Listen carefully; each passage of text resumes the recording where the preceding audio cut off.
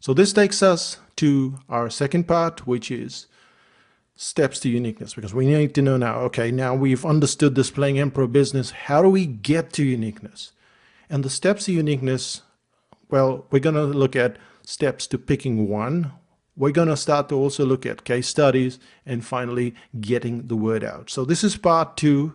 We just finished part one. We're going to part two now, and we're going to go through these three systems. So step one is make a list. How do we go about this? Well, you saw this in the yoga class. You had clean yoga mats, no supermodels, reasonable pricing. You had this entire thing, which is great because instead of trying to create uniqueness, you're just creating a list. And then you're going to pick one.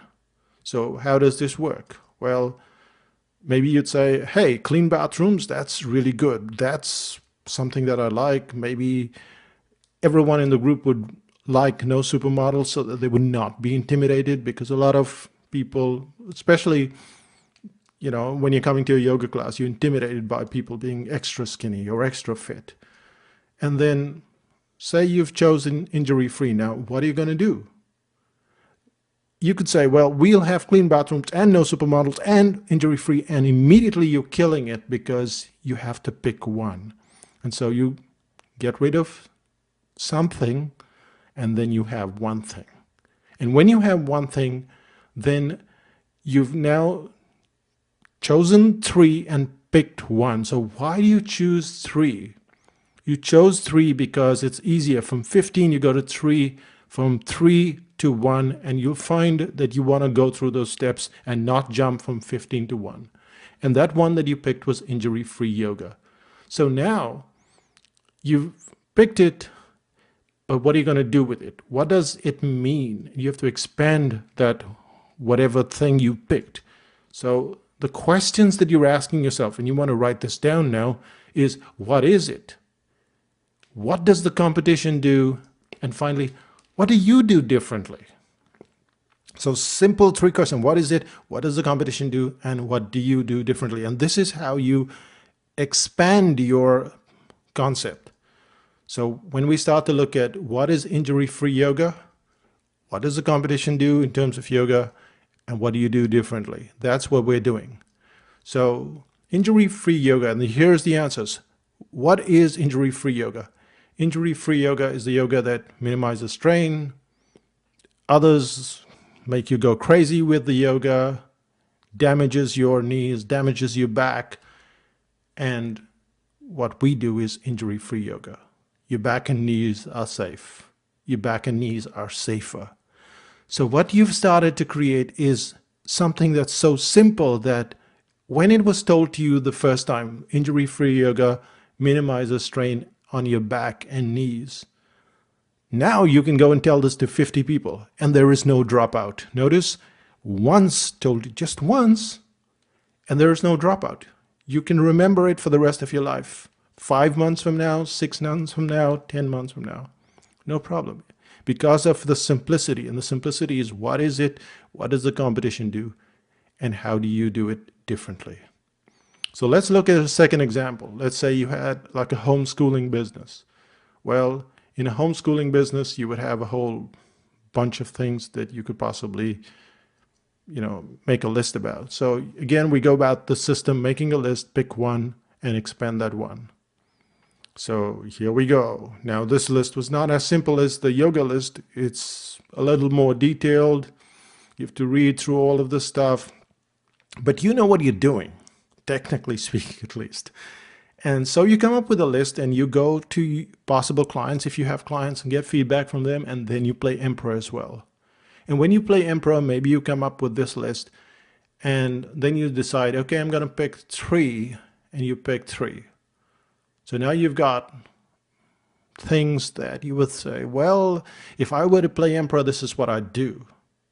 And then, of course, from the 15 or 10, you had to pick 3. You had to go through those steps.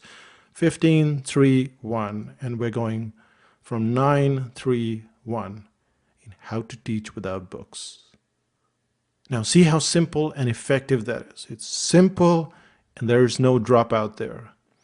And then again, you expand it, which is you don't have to use a textbook to teach your children. and it goes from there. So this is really uniqueness. The uniqueness has those three elements. What is it? What does the competition do? What do you do? And you want to keep it as simple as possible so you don't have any dropout. And teaching without textbooks. If I told you we teach without textbooks and kids will learn automatically, you won't have to nag them. Again, that's dropout free. And that's the power of uniqueness. That's what 30 minutes or it's free stands for. That's what 100% waterproof stands for with Timberland. That's what 6 grams of fat does. It's very simple because it can be reduced to something as simple as teaching without textbook, and then it can be expanded if it needs to be. So using just 3 to 5 lines, you want to create this. You don't want to have, if you're going past 5 lines, you've got way too much expansion. 3 to 5 lines is what you need to have. And when you have 3 to 5 lines, then you know that there's not going to be any dropout in that uniqueness. So we've already covered why 3 to 5 lines. Dropout rate. There's too much information. As it is, there's too much information out there, and clients don't want to listen to anything more. So if you want to reduce the dropout rate, if you want to stand out like all of these brands, then what you want to do is you want to make it very sharp, very clear. And this is the mistake that we're going to figure out. We're going to see how people make these mistakes consistently. But let's take some more examples. So we're going to go to psychotactics.com, which is our website, our business. And we're going to give you some real examples. So for instance, we have a book called The Brain Audit. It's been selling since 2002. And we're going to start to see, is this good? Has this been a good exercise? Do we have a uniqueness here? Do we not have a uniqueness there? So when you look at the book, for instance, The Brain Audit, you have, again, lots of Emperor playing abilities. So you have checklists and sequence, and there is a chicken recipe in it, which is delicious, by the way. And you have all of these things, and now you have to pick one. Or rather, you have to pick 3, but let's shortcut the process here. We'll assume we've picked 3. No, we won't assume. We will pick 3. You want to go through the steps. So precise sequence, there is an audit system, very precise audit system that enables you to go back and check. And there's 800 plus testimonials for the book. So now what do we choose? Well, again, you're the emperor, you choose. So get rid of precise sequence, get rid of audit system, because 800 plus testimonials for a book becomes very effective, very powerful. When someone says, wow, that's 800 testimonials for a single book. And that's what you're looking at. You're trying to isolate it. So now we have to go and start to expand it. We have 800 plus testimonials as uniqueness. Now you've got an expansion. And you can see the expansion. So take a minute to read it. And you can start to see that it drives home that point in just 3 lines. Most books have testimonials, and the difference between The Brain Audit and other books is that it has 800 plus testimonials from different countries, etc.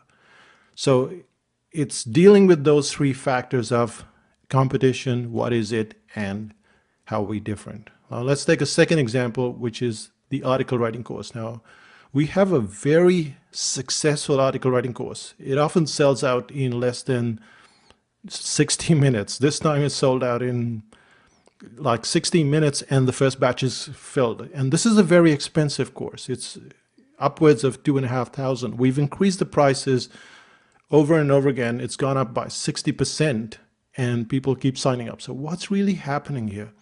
Well, again, the article writing course was not always so easy to fill up in an hour or 2 hours at that very high price, but we had to then go through this whole exercise of uniqueness. So we came up with points, 3 months long, tiny group size, syllabus, blah, blah, blah. And finally, we had to pick 3. So tiny group size. So the course has not more than 20 people. It has daily assignments, which you probably don't find on any course. day after day, for 3 months, and toughest. And we picked toughest. We called it the toughest article writing course in the world. And what do you think happened next?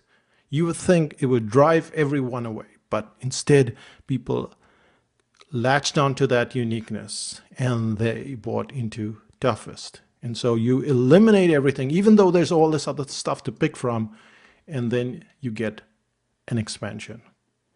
And here you go. What is the article writing course? It's about how to write really well with drama. And what other courses do. What does the competition do?